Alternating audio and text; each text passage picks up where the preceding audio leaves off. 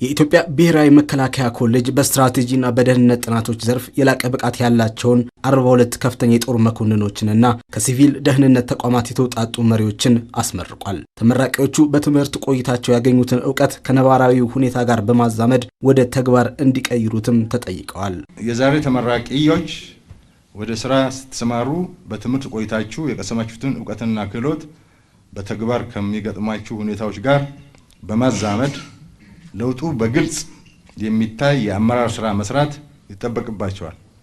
የተመረቃችሁት ሰራዊታችን ወሳኝ የዝግጅት ስራዎችን እያከናወነ በሚገኝበት ወቅት መሆኑን ተገንዝባችሁ ለዚህ ተግባር የላቀ አስተዋጽኦ ለማበርከት በከፍተኛ ተነሳሽነት እንድትሰማሩ አሳስባለሁ። ኮሌጁ የሀገሪቱን አጠቃላይ ብሔራዊ ደህንነት ፍላጎቶች ለማሟላት ባደረገው ስርዓተ ትምህርት ማሻሻያ መሰረት ስትራቴጂካዊ ዕውቀትንና አቅምን የሚገነቡ ስልጠናዎችን ለመስጠት በሚያስችለው መልኩ እንደ አዲስ ተዋቅሮ የተለያዩ መደበኛ ትምህርቶችንና አጫጭር ስልጠናዎችን እየሰጠ ይገኛል። በዚህ ዓመትም ያስመረቃቸው ተማሪዎች የሀገሪቱን የፖሊሲ ግቦች ለማሳካትና ብሔራዊ ጥቅምን ለማስጠበቅ የሚያስችሉ የላቀ የትንተናና የስትራቴጂካዊ አመራር ክህሎቶችን የታጠቁ ናቸው። በአንድ ዓመት ቆይታችን ፈታኝም ነው አመርቂም ጊዜ ነው ያሳለፍነው።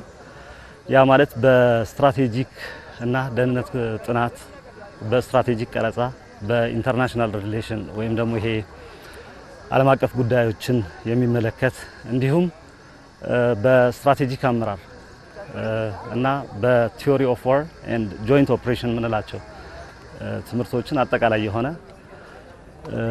ጥልቅ የሆነ የፕራክቲካል ይሄ ምንድነው ኖሌጅ እና ስኪልን አግኝተንበታል። ኮሌጁ ከሚሰጣቸው ትምህርቶችና ስልጠናዎች ባሻገርም ለሀገር ውሳኔ ሰጪዎች የፖሊሲ ምክረ ሀሳቦችን የሚያቀርብ ስትራቴጂካዊ የምርምር ስራዎችንም የሚሰራ ነው። ቀደም ሲል በስራ ሂደት ላይ ከነበሩ 12 የምርምር ፕሮጀክቶች ግማሽ የሚሆኑት ተጠናቀው ወደ ህትመት የተሸጋገሩ ሲሆን ቀሪዎቹ በመፋጠን ላይ ይገኛሉ።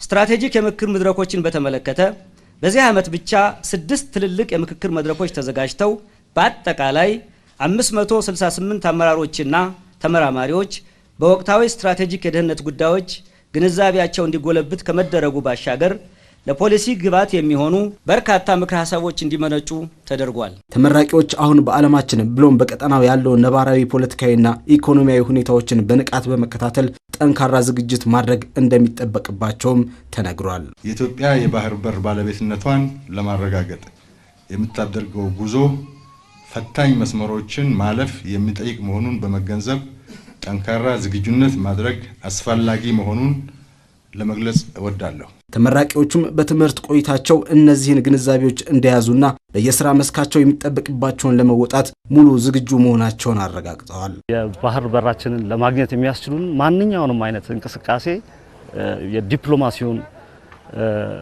ተከትሎ ከዲፕሎማሲው ከትብብር ማዕቀፉ ተከትሎ የሚደረግ ይሆናል ማለት ነው። ሰራዊቱ በጣም በተጠንቀቅ የቆመ ለማንኛውም ግዳጅ ዝግጁ የሆነ በአስተሳሰብ በአመራር ደግሞ የበሰለ እንደዚህ ስትራቴጂክ የሆኑ መሪዎችም እየተፈጠሩ በየዙሩ እየተማረና የበሰለ ሰራዊት ነው። ለማንኛውም ግዳጅ እኛ ዝግጁ ነን።